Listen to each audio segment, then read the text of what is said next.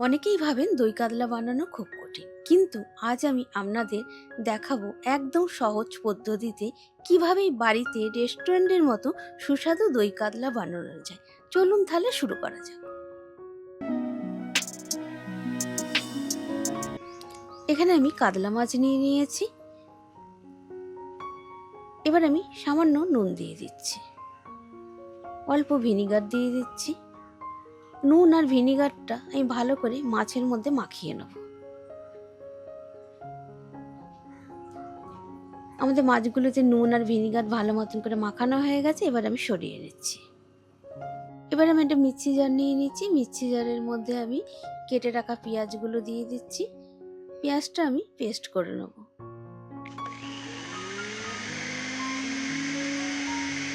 আমাদের পেঁয়াজটা পেস্ট করা হয়ে গেছে। এবার আমি মিক্সি জারের মধ্যে কাজু, কাঁচা লঙ্কার পোস্তটা দিয়ে দিচ্ছি। এবার আমি এগুলো পেস্ট করে নেব।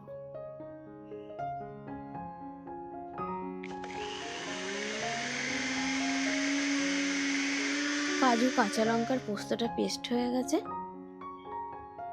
এবার আমি একটা কড়াই নিয়ে নিয়েছি। কড়াইয়ের মধ্যে আমি পরিমাণ মতো সাদা তেল দিয়ে দিচ্ছি।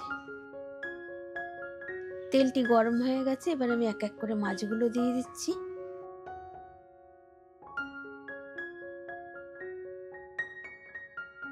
মাছগুলো হালকা করে ভাজা হয়ে গেছে। এবার আমি তুলে নিচ্ছি।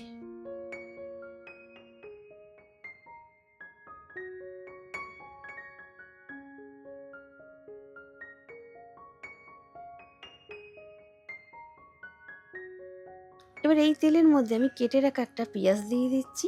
পেঁয়াজটা আমি বেরেস্তা বানিয়ে নিচ্ছি।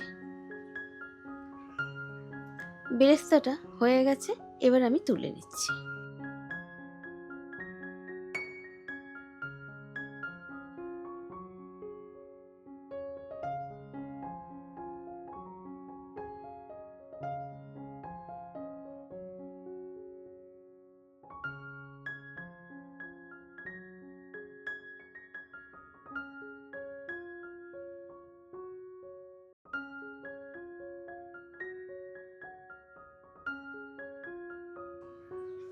আমি আবার একটু ভালো করে মিশিয়ে নিচ্ছি।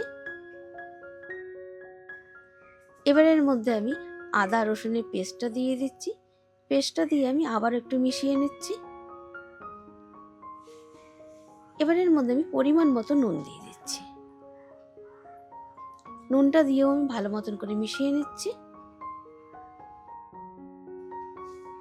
এবার এর মধ্যে আমি কাজু, পোস্ত, কাঁচা লঙ্কা পেস্টটা দিয়ে দিচ্ছি।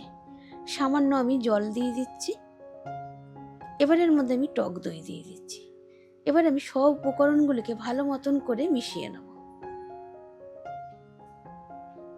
আর গ্যাসের জোরটা একদম কম রাখতে হবে। এবার এর মধ্যে আমি কটা কাঁচা লঙ্কা দিয়ে দিচ্ছি আর জল দিয়ে দিচ্ছি। আবার একটু ভালো করে আমি মিশিয়ে দিচ্ছি। স্বাদের জন্য অল্প চিনি দিয়ে দিচ্ছি। এবার এর মধ্যে এক এক করে মাছগুলো দিয়ে দিচ্ছি।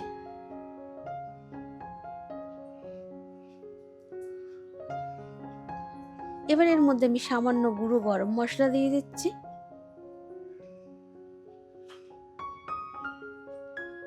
অল্প আমি বেরেস্তা উপর দিয়ে ছড়িয়ে দিচ্ছি। সামান্য ঘি দিয়ে দিচ্ছি।